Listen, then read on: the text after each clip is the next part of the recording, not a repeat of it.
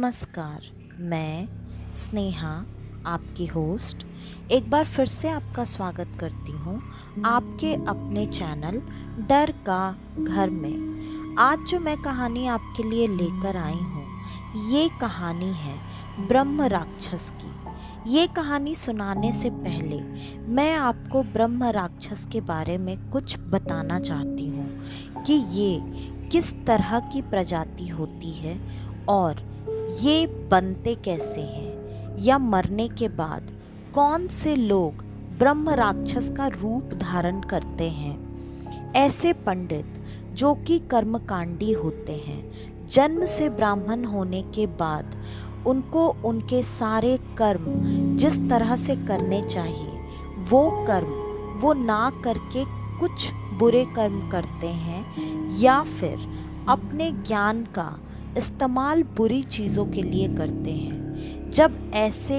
प्रतापी पंडित उनकी मृत्यु होती है, चाहे वो समय से हो या फिर अकाल मृत्यु हो, उसके बाद वो ब्रह्म राक्षस का रूप धारण करते हैं। उनका रूप भी काफ़ी भयानक होता है, जिनको सर पर एक वैसी ही चुटिया होती है जैसे कि ब्राह्मणों की होती है, लेकिन उनके सर पर बड़े बड़े सींग भी होते हैं जैसा कि राक्षसों में होता है।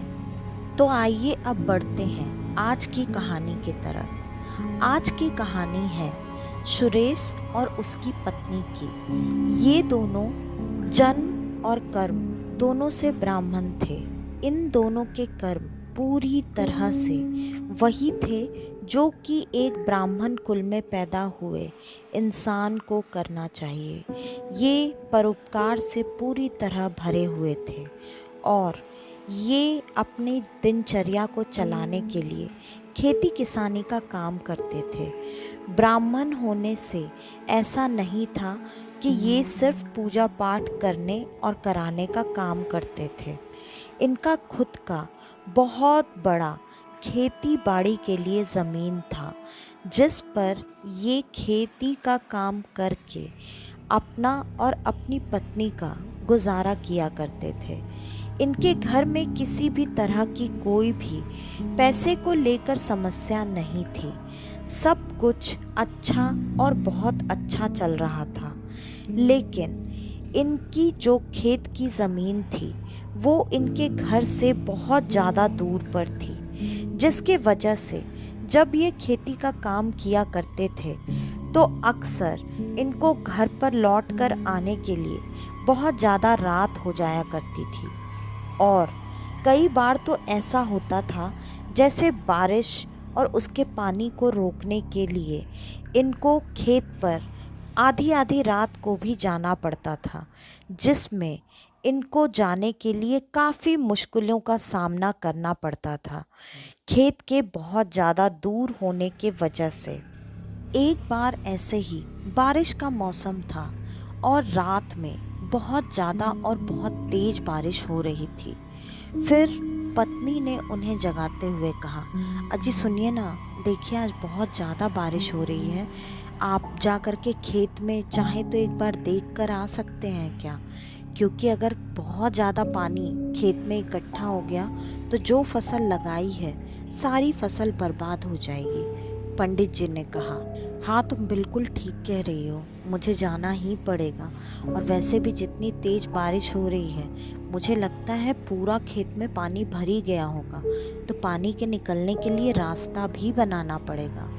ये कहकर पंडित जी रात में ही खेत को देखने के लिए निकल गए और वहाँ पर सच में खेत में बहुत ज़्यादा पानी इकट्ठा हो चुका था, जिसको खेत से निकलने के लिए रास्ता बनाते बनाते उन्हें काफ़ी रात हो गई। इसलिए पत्नी यहाँ घर पर उनके आने का इंतज़ार कर रही थी और बहुत देर तक उनके ना आने की वजह से पत्नी काफ़ी परेशान हो गई। जब वो लौट कर आए तो पत्नी उन्हें देखकर काफ़ी खुश हुई और चिंता भरी आवाज़ में कहा, अरे आप इतनी देर कहाँ रह गए थे? कितनी चिंता हो रही थी मुझे, पता है आपको? इतना क्या काम करने लगे खेत में अभी रात में? फिर पंडित जी ने अपनी पत्नी को थोड़ा दिलासा दिलाते हुए कहा, अरे बाबा, तुम्ही ने तो मुझे भेजा था ना कि खेत में बहुत ज़्यादा पानी इकट्ठा ना हो। तो मैं जब गया तो सच में खेत में पानी बहुत ज़्यादा भर चुका था और कहीं से निकलने के लिए कोई रास्ता नहीं था। तो उस जगह को खोदकर पानी के जाने के लिए रास्ता बनाते बनाते टाइम लग गया, इसलिए इतना लेट हो गया मैं। फिर पत्नी को ये बात समझ में तो आ गई, लेकिन ऐसे रात रात में इतनी दूर खेत पर जाना और जाकर वहाँ से इतनी देर में वापस आना, पत्नी के दिमाग में अब एक बात चल रही थी, जो कि उन्होंने ये सोचा कि वो कल सुबह अपने पति से बात करेंगी। अगली सुबह होते ही पत्नी ने, जैसे कि रोज का उनका काम था, सुबह उठते ही सबसे पहले स्वच्छ होकर नहाना धोना, पूजा पाठ करना, फिर किचन में जाकर जो भी खाना और भगवान का भोग बनाया जाता है वो बनाना, उन्होंने सारी चीज़ें की। तब तक पंडित जी भी नहाकर पूजा पाठ खत्म कर चुके थे। थोड़ी देर बाद जब पंडित जी वहाँ नाश्ता करने के लिए आए, तब उन्होंने पंडिताइन का चेहरा पढ़ लिया। उन्होंने मुस्कुराते हुए पूछा, अरे मेरी भाग्यवान, क्या बात है, बताओ क्या सोच रही हो, क्या चल रहा है दिमाग में। पंडिताइन ने कहा, आप तो समझ ही जाते हैं, सुनिए ना, मेरे दिमाग में एक ख्याल चल रहा है। वैसे भी हम लोग का ये घर काफ़ी छोटा है और दूसरा खेत से काफ़ी दूर है, तो क्यों ना हम एक बड़ा घर खेत के ही पास बनवा लेते हैं। पंडित जी ने कहा, हाँ बिल्कुल सही कह रही हो तुम।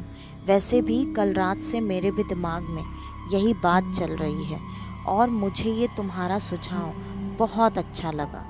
दोनों के घर में पैसे की कोई भी कमी नहीं थी, सिर्फ वो अपने काम को कभी छोड़ना नहीं चाहते थे, इसलिए वो अपनी धरती की कद्र करते हुए उस पर खेती किसानी का काम किया करते थे। और ये बात दोनों पति पत्नी में तय होने के बाद पंडित जी ने अपने खेत का एक कोना देखा, जहाँ पर सालों पुराना एक पीपल का पेड़ था। पीपल का पेड़ बहुत मायने में भगवान का वास माना जाता है, लेकिन ऐसे पीपल के पेड़ जिनकी पूजा नहीं होती है, उन पेड़ों पर कहा जाता है कि ब्रह्म राक्षस का वास होता है। अगर उस जगह पर ऐसा कोई है तो शायद ये पेड़ इतना पुराना होने के वजह से उस पर पूजा पाठ तो नहीं होता था। पंडित जी ने भी इस बात को देखते हुए ही उस पीपल के पेड़ को कटवा कर खेत के उस कोने में अपने घर का, अच्छे बड़े घर का निर्माण करवा दिया। घर बनने के बाद जिस तरीके से जो भी पूजा पाठ विधि करके घर में गृह प्रवेश किया जाता है, उस घर में गृह प्रवेश कर लिया गया। 2-3 दिन तक वहाँ पर सब कुछ ठीक था, लेकिन 2-3 दिन के बाद पंडित जी धीरे धीरे पूजा पाठ से उचटने लगे। उनका मन नहीं करता था या उनकी तबीयत खराब थी, पता नहीं, लेकिन जैसे वो हमेशा सुबह उठकर नियम से नहाना, उसके बाद पूजा पाठ करना, फिर खेत के कामों में जाकर लगना, ये सारी चीज़ें उन्होंने बंद कर दी। एक दिन देखने के बाद पंडिताइन ने ये सवाल पंडित जी से पूछा कि अरे पंडित जी, आपको क्या हो गया है, आप पूजा पाठ क्यों नहीं कर रहे हैं। पंडित जी ने बहुत ही गुस्से से, लाल आंखों से तमतमाते हुए पंडिताइन को जवाब दिया, पूजा पाठ मैं क्यों करूं पूजा पाठ, मैं ही भगवान हूँ और मुझे किसी पूजा पाठ की ज़रूरत नहीं है। पंडित जी का ऐसा जवाब सुनकर पंडिताइन को थोड़ा अजीब लगा, क्योंकि पंडित जी को कभी भी किसी भी हाल में गुस्सा बिल्कुल नहीं आता था। उनके दरवाजे पर रोज एक भीख मांगने वाला आया करता था, जिसको वो अपने घर से कभी भी खाली हाथ लौटने नहीं देते थे। आज उसके भीख मांगने आने पर पंडित जी बहुत गुस्से से उसकी तरफ दौड़ते हुए गए और उसके मुंह पर दरवाज़ा बंद करते हुए चिल्लाने लगे, खबरदार जो आज के बाद से मेरे दरवाजे पर कभी आया तो। पंडित जी का ऐसा व्यवहार देखकर उस भिखारी को भी बहुत अजीब लगा, लेकिन पंडिताइन ने पिछले दरवाजे से उस भिखारी को बुलाकर रोज की तरह जो भी खाने पीने की चीज़ें देती थी वो देते हुए उससे क्षमा मांगा और कहा, पंडित जी की शायद तबीयत खराब है, इसलिए वो इतना चिड़चिड़ा व्यवहार कर रहे हैं, और क्षमा मांगकर उसे वहाँ से जाने के लिए कह दिया। वो भिखारी भी अपना जो भी खाने पीने का लेना था वो लेकर वहाँ से चला गया।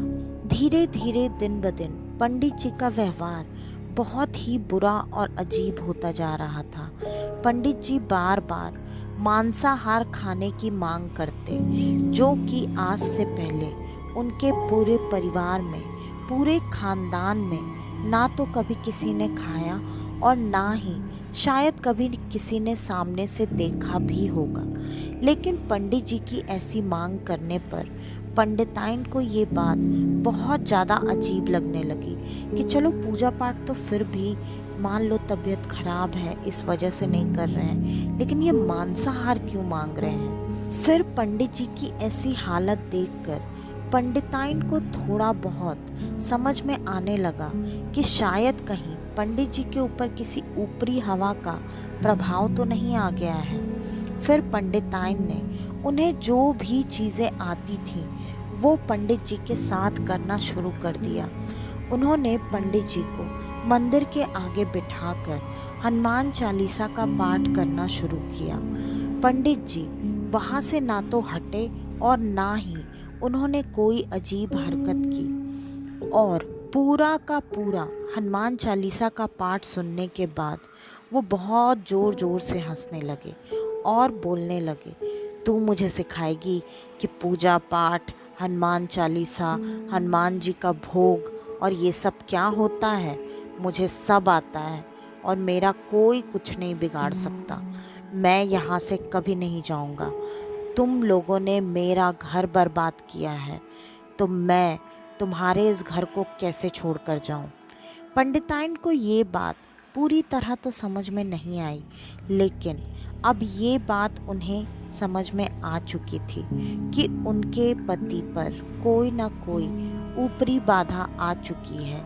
लेकिन पंडिताइन को ये बात समझ में नहीं आ रही थी कि हनुमान चालीसा का पाठ करने पर भी उन पर कोई असर नहीं हुआ। ना तो वो मंदिर से हटे और ना ही इधर उधर भागने की कोशिश की। अब वो करती तो क्या करती, लेकिन उन्होंने धीरे धीरे इस चीज़ को समझने की कोशिश करने लगे और उनको खुद से ये बात पता नहीं चलने वाली थी। ये बात उन्हें जल्दी ही समझ में आ गई। थक हार कर उन्होंने अपने पिताजी से इस बारे में बात करने की सोची, लेकिन तभी उनके गांव में ये बात सुनने में आने लगी कि किसी तरह की कोई महामारी फैल चुकी है, जिसके वजह से धीरे धीरे लोग मर रहे हैं। पंडिताइन परोपकार करने में कभी भी पीछे नहीं हटती थी। भगवान ने वैसे भी उन्हें सब कुछ दे रखा था और दयालु तो वो मन से थी ही। पंडिताइन हर किसी के घर पर जाकर जिसकी जितनी मदद कर सकती उसकी उतनी मदद करती, जिसकी जितनी सेवा उनसे हो पाती उसकी उतनी सेवा करती। खाने पीने में कोई कमी किसी को होती तो वो भी ये अपने घर से पूरा कर दिया करती थी। ये सारी चीज़ें कुछ दिन तक चलती रहीं और उन कुछ दिनों में पंडित जी की हालत दिन ब दिन बिगड़ती गई। धीरे धीरे पंडित जी का स्वभाव बहुत ज़्यादा उग्र होता चला गया। अब सब लोगों की सेवा करने के बाद पंडिताइन को पंडित जी के स्वभाव में जो इतना बड़ा बदलाव दिख रहा था, उनको ये बात समझ में आने लगी कि शायद पंडित जी के पास बहुत ज़्यादा समय नहीं है और पंडिताइन ऐसे माहौल में हर किसी को तकलीफ में छोड़कर अपने गांव, अपने पिता के पास जाने में सक्षम नहीं थी। इस वजह से उन्होंने पंडित जी को सामने बिठाकर उनसे हाथ जोड़कर माफ़ी मांगते हुए पूछना शुरू किया कि ठीक है, आप जो भी हैं, मुझे नहीं पता आप कौन हैं, और अगर हमसे कोई गलती हुई है जिसके वजह से आपको कोई तकलीफ़ पहुंची हो तो हमें क्षमा कर दीजिए, क्योंकि हमने जानबूझ के वो गलती नहीं की होगी। आप समझिए, आप मेरे पति को क्यों परेशान कर रहे हैं। अगर आपको कुछ भी चाहिए तो आप बताइए, मैं आपकी हर सेवा करने के लिए तैयार हूँ। हाँ, लेकिन आप जो ये मांसाहार की मांग करते हैं ये मत कीजिए, क्योंकि ये मैं आपके लिए नहीं कर सकती। आपको पता है हम कुल से और धर्म कर्म से ब्राह्मण हैं, तो ये चीज़ें हमारे लिए पाप का द्वार है। इस चीज़ के लिए क्षमा कीजिए। बाकी आपकी जो भी सेवा हो आप बताइए, मैं पूरे मन से करने के लिए तैयार हूँ। ये बात सुनकर पंडित जी ठहाके लगा लगा कर हंसने लगे और उन्होंने कहा, ये चीज़ें मुझे दिखाई देती हैं, इसीलिए तू और तेरा पति अभी तक जीवित है, वरना मांसाहार ना देने पर मैं तुम दोनों को ही कच्चा चबा गया होता, पता नहीं कब का। ठीक है, तुझे मैं ये तो नहीं बताऊंगा कि मैं कौन हूँ, लेकिन अगर तुझे चाहिए कि मैं तुझे छोड़कर चला जाऊँ तो तुझे मेरे लिए एक काम करना पड़ेगा। पंडिताइन ने वैसे ही हाथ जोड़े जोड़े तुरंत बहुत ज़्यादा विनम्र स्वभाव से कहा, हाँ हाँ, आप बताइए क्या करना है, मैं कुछ भी करने के लिए तैयार हूँ। फिर पंडित के अंदर वो जो भी शक्ति थी उसने कहा, तुझे पीपल के पौधे लगाने पड़ेंगे। कितने ये गिनती उसने नहीं बताई, लेकिन पंडिताइन ने कहा, ठीक है, इसमें कौन सी बड़ी बात है, वैसे भी वृक्षारोपण तो बहुत बड़ा पुण्य है। अगर आपकी यही मांग है तो ये तो मैं कल के कल ही पूरा कर दूंगी। और पंडिताइन ने बिल्कुल वैसा ही किया। वो पता नहीं कहाँ से, लेकिन एक बार में सीधे 101 पीपल के वृक्ष लेकर आई और उन्होंने वो सारे पीपल के वृक्ष अपने खेत के एक हिस्से में ही लगाया, ताकि वो पेड़ अच्छी तरह से बड़े हो सकें और उनको बिना उनके इजाज़त के कोई भी काट ना सके या नुकसान ना पहुंचा सके। ये काम करके आने के बाद जब वो घर में आई और वो चाह रही थी कि वो पंडित जी को अपने मुंह से ये बात बताती, तब तक पंडित जी वैसे ही ठहाके मार मार कर हंसने लगे और उन्होंने कहा, मैं तेरे इस काम से बहुत ज़्यादा खुश हूँ। तूने ये जो 101 पीपल के पेड़ लगाए हैं, तूने मुझे सच में खुश कर दिया। तू जानना चाहती थी ना कि मैं कौन हूँ, तो मैं तुझे बताता हूँ। मैं ब्रह्म राक्षस हूँ और जिस पीपल के पेड़ को तेरे पति ने काट कर तेरा ये घर बनाया है, मैं उसी वृक्ष पर रहता था। वो मेरा घर था। मेरा घर तुम लोगों ने काट कर बर्बाद कर दिया, तो मैं कहाँ जाता। इसलिए मैं तेरे इस घर में आ गया, लेकिन मैं तुम दोनों को नुकसान पहुंचाने के इरादे से ही आया था। लेकिन तुम दोनों का जो भी स्वभाव था, ये परोपकार करना, सारे नियमों को इस तरह से पूरा करना, ये चीज़ों को देखकर मैं बहुत ज़्यादा खुश हुआ। इस वजह से मैंने अभी तक ना तेरे पति को कोई नुकसान पहुंचाया और ना ही तुझे। लेकिन मैं अभी भी यहाँ से नहीं जाऊँगा, क्योंकि तेरे इस काम के वजह से मैं बहुत ज़्यादा प्रसन्न हूँ और मेरी कुछ गलतियों के वजह से मैं इस ब्रह्म राक्षस के योनि में फंस चुका हूँ और आज मैं एक मदद तेरी करना चाहता हूँ। तू जिस महामारी से लड़ रही है, उस महामारी का उपाय मुझे पता है और वो उपाय उस ब्रह्म राक्षस ने पंडिताइन को दे दिया। पंडिताइन ने उस उपाय से उस गांव की पूरी महामारी को धीरे धीरे करके खत्म कर दिया। इस पूरे वक्त में वो ब्रह्म राक्षस उन्हीं पंडित जी पर था और कहीं ना कहीं वो एक तरह से उन लोगों की मदद ही कर रहा था, क्योंकि ब्रह्म राक्षस एक ऐसी शक्ति होती है जिसको किसी भी इंसान, पंडित और किसी के लिए भी हराना या उसको उसकी जगह से हटाना नामुमकिन होता है, क्योंकि हर शास्त्र का ज्ञान और पूजा पाठ मंत्र विधि वो हर चीज़ से परिपूर्ण होता है। उसकी कुछ गलतियों के वजह से उसे ये राक्षस की योनि मिलती है, तो उसकी जो शक्ति होती है वो 2 गुनी 3 गुनी हो जाती है। यही उस ब्रह्म राक्षस के साथ भी था।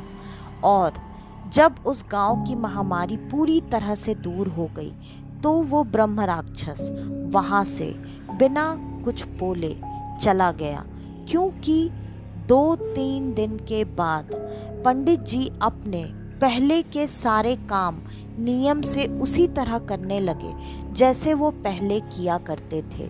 जब पंडित जी अपने सारे नियमों को उसी तरह से करने लगे तो ये देखकर पंडिताइन को समझते देर नहीं लगी कि वो ब्रह्म राक्षस उनके शरीर से जा चुका है, और पंडित जी को इतने दिनों में हुई कोई भी बात याद नहीं थी, ना ही पंडिताइन ने ये सारी बातें उनको बताई।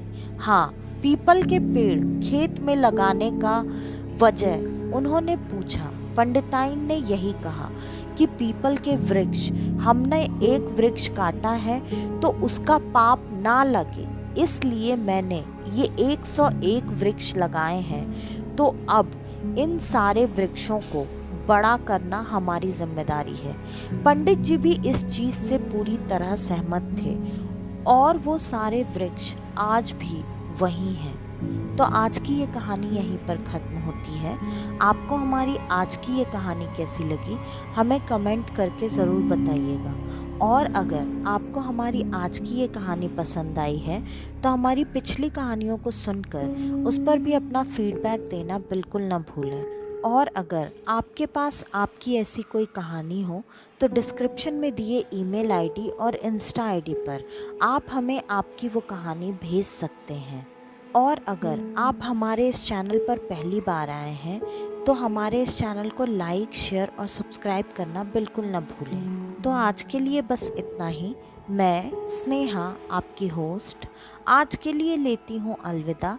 कल वापस से आपसे मिलने आऊँगी और आप सबको लेकर जाऊँगी कुछ जाने अनजाने किस्से कहानियों के सफ़र पर, आपका अपना डर का घर में। तो कल तक के लिए नमस्कार।